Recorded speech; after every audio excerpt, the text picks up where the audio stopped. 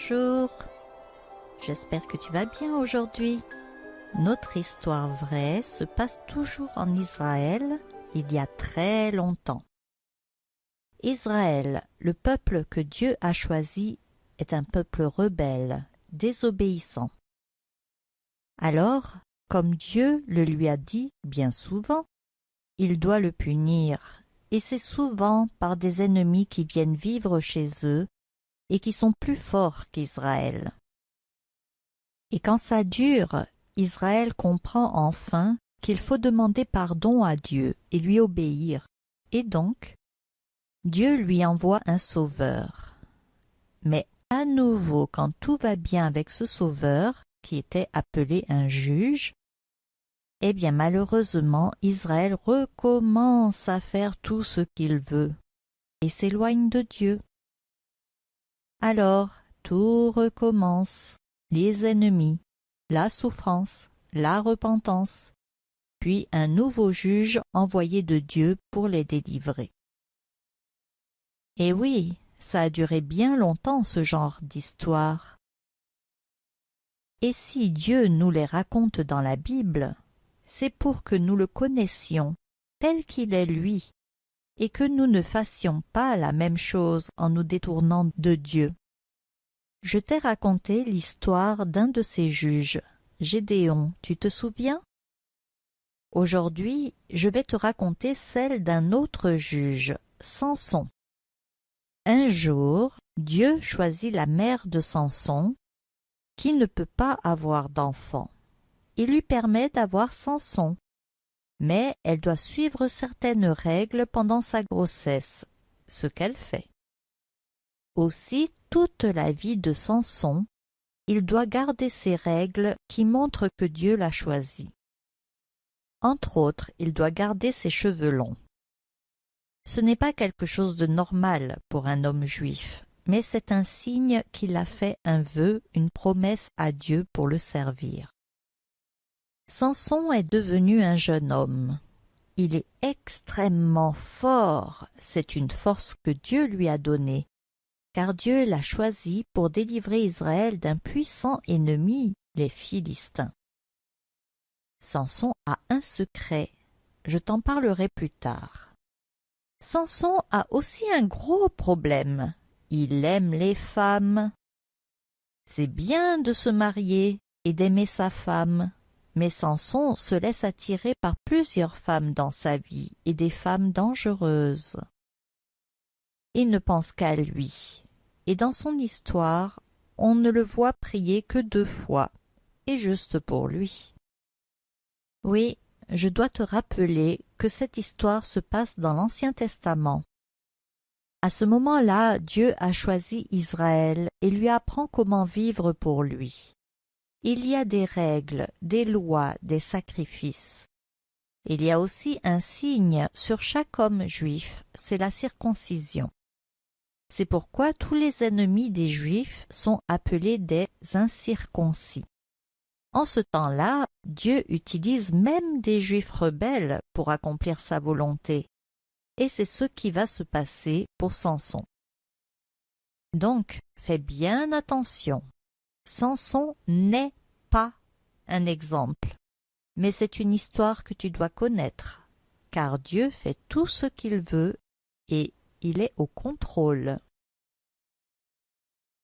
En fait, les parents de Samson aiment Dieu et ils ne vont pas comprendre les choix de leur fils, car Samson tombe amoureux d'une femme chez les Philistins et veut se marier avec elle.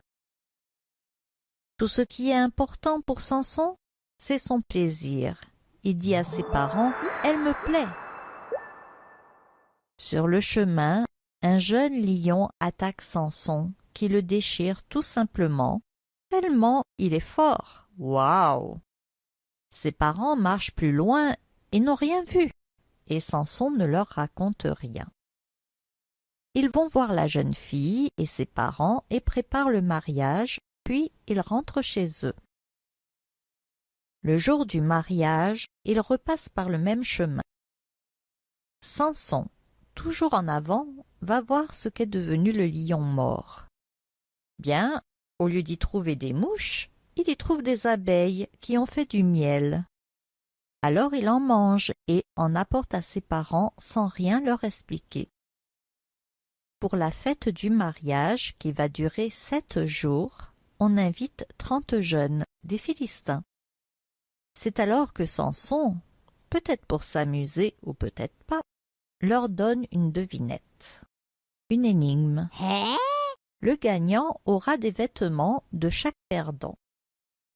Tout le monde est content, tout le monde est d'accord. Il leur dit: de celui qui mange est sorti ce qui se mange, et du fort est sorti le doux. Toi, tu connais la bonne réponse, mais pas eux. Et ils sont de plus en plus énervés, au point qu'ils menacent la jeune épouse de la brûler avec toute sa famille, si elle ne leur dit pas la réponse.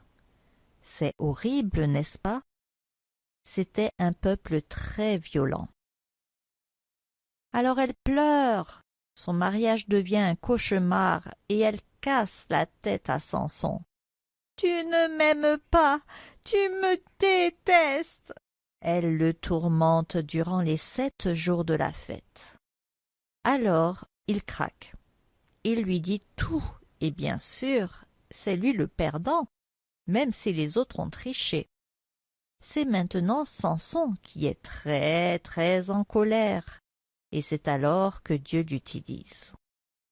Samson va dans une autre ville où il tue 30 Philistins, prend leurs habits et les donne aux tricheurs. Voilà, même s'il ne pensait qu'à lui, son plaisir, puis sa colère, Samson commence à délivrer Israël des Philistins, comme Dieu l'a décidé. Il retourne chez ses parents et se calme. Ensuite, il veut retourner chercher sa femme, mais il y a un nouveau problème. Sa femme a été donnée à un autre mari. Tu imagines la colère de Samson? Samson s'en alla, il attrapa 300 renards et prit des flambeaux, puis il tourna queue contre queue et mit un flambeau entre 2 queues au milieu. Il alluma les flambeaux, lâcha les renards dans les blés des Philistins et embrasa les tas de gerbes, le blé sur pied et jusqu'aux plantations d'oliviers. Oui, c'est bizarre et extraordinaire de faire ça avec les renards, mais Samson est un personnage plutôt spécial en toutes choses. Donc, le blé des Philistins a brûlé. Les Philistins se vengent et à partir de là, ils deviennent les ennemis jurés de Samson personnellement. Si tu veux tous les détails de ces aventures, il te faut lire dans l'Ancien Testament le livre de Juges, chapitres 14 à 16. Mais je t'en raconterai d'autres dans la prochaine histoire où je te dévoilerai son secret, que les Philistins veulent aussi. Comme tu vois, Dieu a choisi un homme dans une famille croyante, ce qui était assez rare à cette époque. Pourtant, cet homme, Samson, a préféré vivre pour lui-même et profiter de son cadeau spécial, une force extraordinaire, vraiment extraordinaire, pour lui-même. Il n'a pas aimé Dieu pour chercher à lui plaire. Mais Dieu l'a choisi et l'utilise quand même pour affaiblir les Philistins, parce que notre Dieu est merveilleux. Même si l'Ancien Testament est bien différent du Nouveau Testament, nous avons des choses à apprendre sur ce grand Dieu, l'Éternel. Car dans le Nouveau Testament, il va faire quelque chose d'extraordinaire dans son grand amour pour que les gens des autres peuples, ceux qui ne sont pas juifs, puissent être aussi pardonnés et devenir aussi le peuple de Dieu. Prions. Seigneur, merci parce que tu es le Dieu qui fait ce que tu veux. Merci parce que tu es tellement patient avec les hommes. que tu peux utiliser qui tu veux, n'importe qui. Et je te remercie parce que tu as envoyé tant de fois des gens spéciaux pour sauver Israël. Mais ils sont restés désobéissants malheureusement. Pourtant quelques-uns ont cru en toi. Seigneur Dieu, nous voulons croire en toi, en ta puissance, en ta force, mais aussi en ton amour. Amen. Nous allons chanter pour Dieu des cantiques. Dieu résiste aux orgueilleux, mais il fait grâce aux humbles. Il pardonne celui qui croit que son cœur est mauvais, qu'il a besoin de paix. Éternel, n'est-ce pas toi qui as en main la force et la puissance, et à qui nul ne peut résister? Confiez-vous en l'Éternel votre Dieu, et vous serez affermis. Cette histoire se termine maintenant. Tu pourras lire toi-même les passages de la Bible que je mets en dessous de la vidéo. Dans la prochaine histoire, je te raconterai d'autres aventures de Samson et son secret. Alors à très bientôt.